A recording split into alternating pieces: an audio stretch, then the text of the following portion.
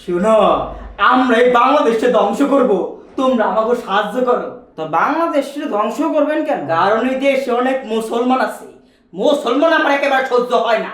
তাই আমরা তোমাকে দেশে ঢুইকা সব সাফ করে ফেলবো। জানো, আমরাই কিন্তু আসলে গঙ্গি, কিন্তু তারপরে সাফ করবো গঙ্গি বুঝলা।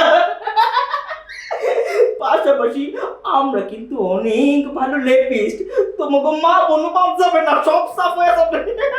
তা আমাকে দেশে ঢুকবেন কেমনে? এই যে জাতিসংঘের কার্যালয় দিব, বলবো আমাদের মধ্যে অনেক মানবতা আছে। এটা বইলা দুইটা একদম বাংলাদেশে ধ্বংস করে দিব। এখন তুমি আমারে সাহায্য করো। আমার কি করতে হইব? এই জাতিসংঘের কার্যালয় দিতে সাহায্য করবা, এর বিরুদ্ধে কোনোভাবেই অবস্থান করা যাবে না। যারা অবস্থান করবে তাদেরকে একটু সিস্টেম করে দিবা। তা আমার লাভ কি? দেশটা ধ্বংস করার পর সব সম্পদ তো আমারই হবে।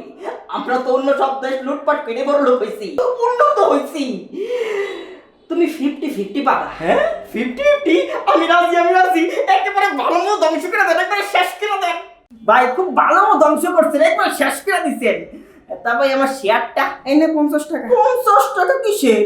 কত তো ছিল 50-50। আমি বলছিলাম 50-50 দিব, 50 মানে 50 টাকা দিলাম। এটা কেমন কথা?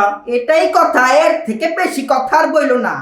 তুমিও কিন্তু নামে মুসলমান, তোমারেও কিন্তু গঙ্গি বইলা সাফ করে দিতে পারি।